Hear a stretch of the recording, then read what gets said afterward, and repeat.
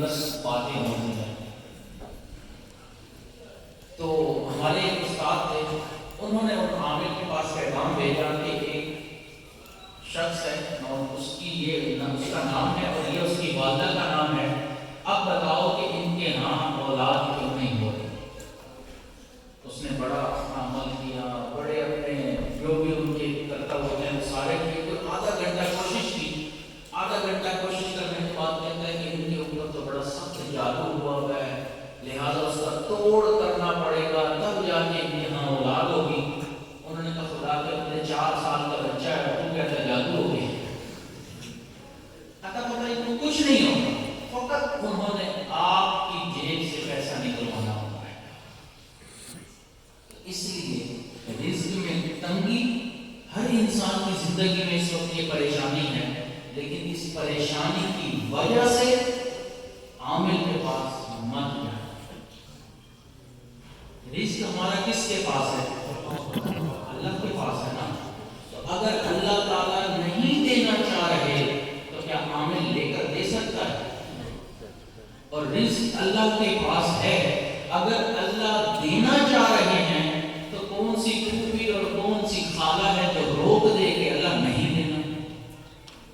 یہ تو عقیدے کی خرابی ہو جائے گی کہ اگر ہم یہ سوچیں کہ فلاں نے میرا رزق باندھ دیا تو فلاں نے کچھ کر دیا. کسی نے کچھ نہیں کیا، ہمارے اپنے گناہوں کی سزا ہے.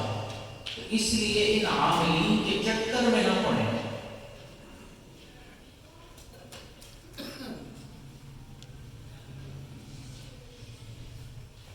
ہمارے قریب ملک ہندوستان کا ایک واقعہ ہے، تو اس علاقے کے ایک ساتھی سے ملاقات کی تو انہوں نے خود یہ واقعہ سنایا.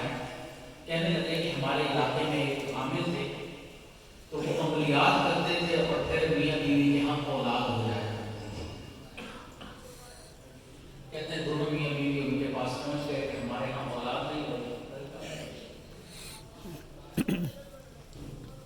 ہمارے ہاں اولاد نہیں ہو رہی، تو آپ کچھ بتائیں عمل تاکہ ہمارے ہاں اولاد ہو جائے.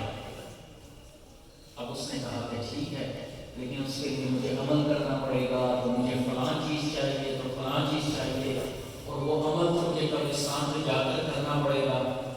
میاں بیوی نے کہا کہ آپ کچھ بھی کریں، بس ہمیں اولاد چاہیے، آپ عمل کریں.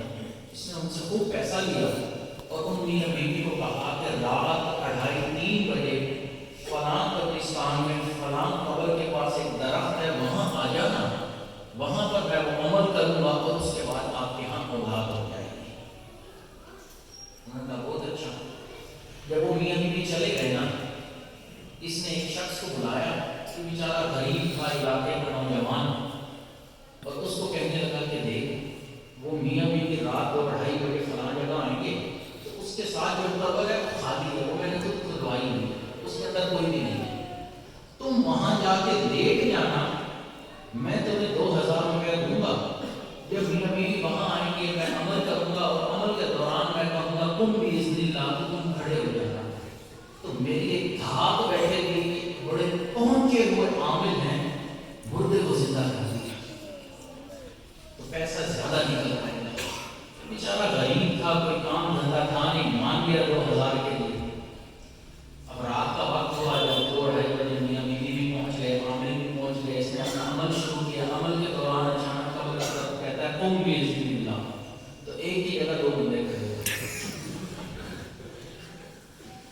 اب میاں بیوی کو تو کچھ پتہ نہیں تھا کہ کیا ہو رہا ہے، ڈر کے بھاگے، عامل بھی بھاگا. خیر عامل بھی بھاگ گیا. رات گزر گئی. اگلے دن اس نے اس نوجوان کو بلایا اور کہا خدا کے بندے دوسرا کون تھا؟ اس نے کہا کہ رات کا 2 بج رہا تھا، قبر میں لیٹنا تھا، مجھے ڈر لگ رہا تھا، میں نے اپنے ایک دوست کو کہا تو بھی میرے ساتھ آ کے لیٹ گیا، 1000 تیرا 1000 میرا. تو اس لیے عاملین کے چکر میں نہ پڑے. حضرت والد صاحب ایک واقعہ سناتے ہیں کہ ایک عامل تھا، وہ الو کے ذریعے علاج کیا کرتا تھا. جب بھی کوئی اس کے پاس جاتا نا کہ رزق کا مسئلہ ہے، اولاد کا مسئلہ ہے، سحر جادو کا مسئلہ ہے، تو وہ کہتا تھا کہ فلاں نسل کا الو چاہیے. اب الو کہاں ملتے ہیں بازاروں میں اس طرح؟ تو وہ پھر کہتا کہ دیکھو آپ کو یہ الو بازار سے تو ملے گا، پیسہ ملے گا. میرا ایک دوست ہے, وہ یہ الو میرے کہنے پر تمہیں 5,000 کا دے دے گا, تو میں تمہیں چیٹ بنا دیتا ہوں, پرچی بنا دیتا ہوں, تم میرے اس دوست سے خرید لو, وہ الو مجھے چاہیے, اس کے خون سے علاج ہوگا. وہ میاں بیوی بیچارے پریشان حال, ہر کوئی پریشان ہے, وہ مان جاتے, وہ اس کے دوست کے پاس جاتے, اس سے الو خریدتے 5,000 کا, لا کے عامل کو دیتے. اب وہ الو سدھایا ہوا تھا, جب میاں بیوی جاتے ہیں الو کو چھوڑتا تو واپس اڑ کر اس کے دوست کے پاس چلا جاتا. پھر اگلے دن دوبارہ کسی نئے گاہ کو وہی الو دیا جاتا. تو الو کے ذریعے لوگوں کو الو بنایا جاتا تھا. اس لیے اگر رزق میں پریشان